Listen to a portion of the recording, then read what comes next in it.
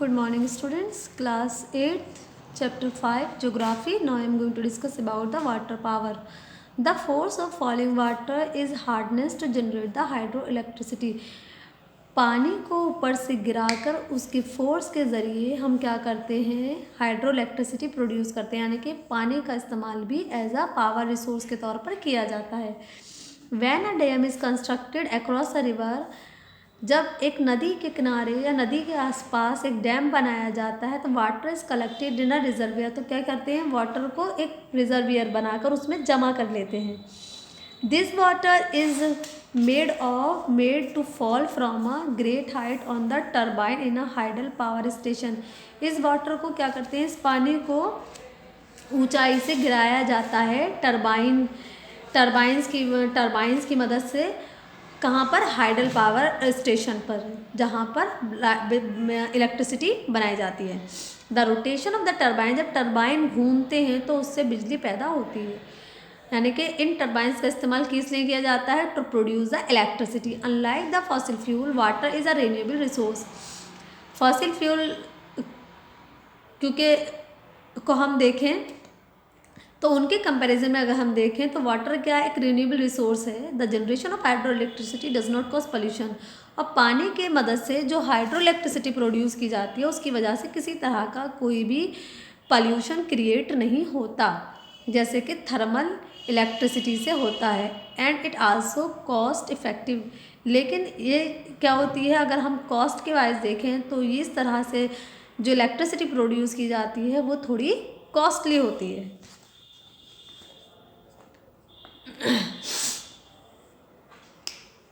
Next बेटा हमारा non conventional sources of power. First है इसमें हमारा न्यूक्लियर फ्यूल. देखो, radioactive metal like uranium and thorium are called the nuclear fuel. Nuclear non conventional sources of power में क्या है, न्यूक्लियर फ्यूल में आ जाते हैं radioactive metals. Radioactive metals कौन से, यूरेनियम और थोरियम. ये जो मेटल्स हैं इनको हम न्यूक्लियर फ्यूल कहते हैं. Splinting of the atom of such metals generate ट्रेमेंडस energy. In splinting of atoms को, इसका जो स्प्लिंटिंग है तरीका है, इस तरह के मेटल्स के एटम्स का स्प्लिंटिंग करने का तरीका, इस तरह के मेटल कौन से, यूरेनियम और thorium.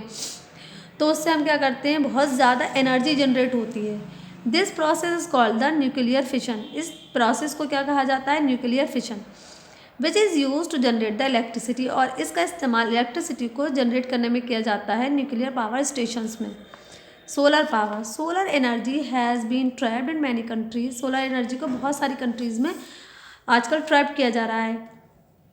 Solar energy can be tapped in many countries. बहुत सारी कंट्रीज़ हैं, इंडिया भी उसमें एक है, जहाँ पर सोलर एनर्जी का काफ़ी इस्तेमाल किया जा रहा है. सोलर एनर्जी को किस लिए टैप किया जाता है, कुकिंग के लिए, हीटिंग के लिए, लाइटिंग के लिए और ड्राइंग पर्पसेस के लिए, यानी कि चीज़ों को सुखाने के लिए. It has huge potential in tropical countries. अगर हम ट्रॉपिकल कंट्रीज़ की बात करें तो वहाँ पर इसका सोलर एनर्जी का एक काफ़ी मतलब देखें काफ़ी मात्रा में हम इसको यूज़ करते हैं एज अ ह्यूज पोटेंशियल, जैसे कि इंडिया है. As a receive abundant sunshine, क्योंकि भारत में अगर हम देखें तो जो सनशाइन है वो काफ़ी मात्रा में हम रिसीव करते हैं. फोटोवॉयलेटिक सेल होते हैं जिनका इस्तेमाल सोलर पैनल्स में किया जाता है.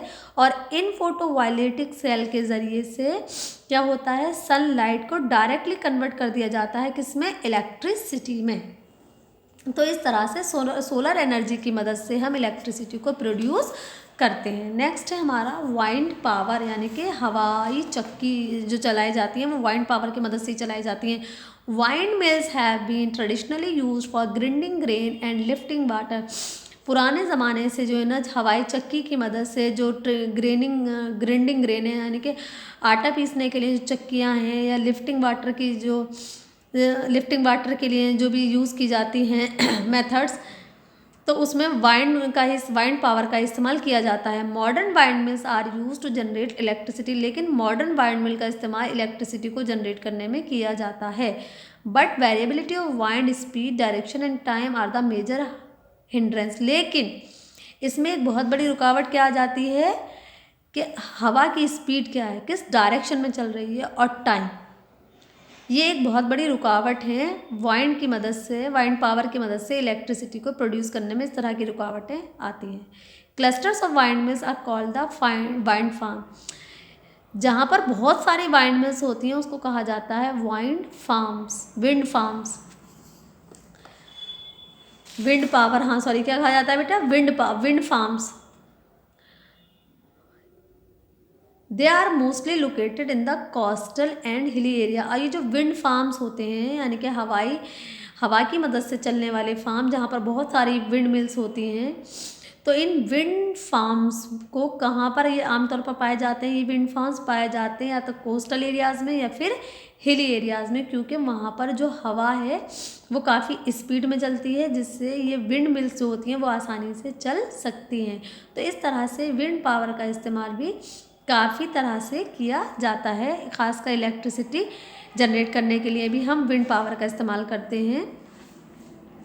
नेक्स्ट बेटा हमारा geothermal power. Geothermal energy is generated by using the heat from the interior of the earth. Geothermal energy is generated, ये कैसे जनरेट होती है, by using the heat from the earth के इंटीरियर साइड से जो heat produce होती है उसका इस्तेमाल करके जिस एनर्जी को प्रोड्यूस किया जाता है उसको जियोथर्मल एनर्जी कहा जाता है। When ground water comes into contact with the hot rock, जब अंडरग्राउंड जो ग्राउंड वाटर है वो हॉट रॉक्स के कांटेक्ट में आता है तो इट एब्जॉर्ब द हीट, तो ये क्या करता है, जो हीट होती है रॉक्स के उसको एब्जॉर्ब कर लेता है। व्हेन इट कम्स अप, और जब ये बाहर आता है अर्थ सरफेस पर, तो ये क्या इसमें बदल जाता है, इट टर्न्स इनटू द, तो ये भाप में बदल जाता है उस हीट को एब्जॉर्ब करने की वजह से।